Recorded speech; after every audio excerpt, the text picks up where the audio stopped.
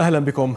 تتواجد الفنانة العراقية شذى حسون في لبنان لتسجيل أغنية جديدة من ألحان الموسيقار ملحم بركات الذي وصف صوتها بالأجمل في الشرق الأوسط.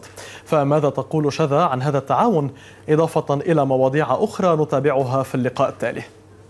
أنا مليت وما فيني أدور الراحة وأحلم في علاء الدين وأسأل وين مصباح.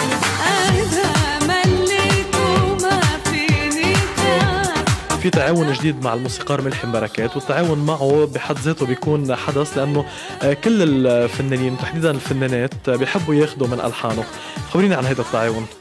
تعاوني مع الموسيقار هذا مو أول تعاون، يعني كان بتعاون قبل في أغنية لو ألف مرة، وطبعا الكل يعرف يعني كان في لغط ومشاكل في هذه الأغنية فما انعرضت بالشكل اللازم. فعلاقتي بالموسيقار غير طبعا أنه علاقة تلميذة الأستاذة، أنا أحبها جدا، يعني أحب الموسيقار، أحب فنه، في كيمياء مو طبيعية بيني وبينه، فنية جميلة. أطلق تصريح ملحم بركات أثار ضجة كتير كبيرة لما قال بأنه صوتك هو أهم صوت بالشرق الأوسط. أثار ضجة طبعا لأنه موسيقار كبير. شوف، بالنسبة للناس أنا بعدي فنانة شابة جديدة على الفن، مع أنه يعني شوف للحين يعني صار لي 5 سنوات أو 6 سنوات، وأنا بعتبرها يعني أنه عمر.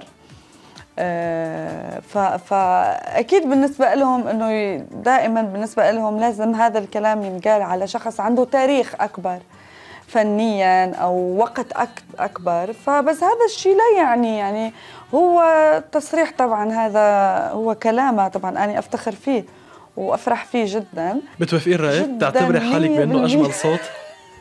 مليون قالوا محبة كتير بشذى أو نكاية ببعض الفنانات؟ إذا نكاية كان ممكن يختار أي فنانة ثانية يعني، أو يختار كل أسبوعين فنانة يعني، بس ليه يعني ليش بالضبط أني يعني؟ أكيد هو في يعني أكيد هو شاف إنه لا يعني ليه عنده هو مشاكل مع فنانات. والله اللافت بشخصيتك شذى عندك صداقات بناس كبار مثل ملحم بركات وأحلام وغيرهم، وعندك بنفس الوقت كمان خلافات مع كمان ناس معروفين منهم إليسا، ميريام فارس وغيرهم، وطلعتي وحكيتي بكل صراحة لأنك قررتي بأنك دايما تحكي الحقيقة. أنا دبلوماسية ولطيفة وحنونة وصديقة ومحبة مع المحب، بس مع قليل الأدب ما أقدر أكون غير قليلة أدب. ما أريد أقول قليلة أدب، بس على الأقل واحد بيسكت أول مرة، ثاني مرة، ثالث مرة، بس في وقت من الأوقات ما تقدر يعني. بالأخير أنت إنسان وأنا إنسان، هلأ أكبر مني ب20 سنة بستوعب وبحترم، بس بنفس الوقت ما تقدر أي واحد يعني تجي تكلمه بطريقة معينة ما تحترمها. أنا ما أقدر يعني، بالأخير هذه شخصيتي. اليوم مين الأهم بالخليج؟ نوال وأحلام هدول كخليج ما بنقدر، بس طبعا ثاني جيل في شذى حسون وميريام فارس ويارا. اوكي، مين أهم حاليا؟ ما في أهم، كل شوف، ما أنا مثلا متخصصة باللون، أنا خليجية عنهم. مين مطلوب أكتر؟ شوف أنا خليجية عنهم، أنا عراقية، فعراق وخليج أقرب يعني من فنانة لبنانية مثلا.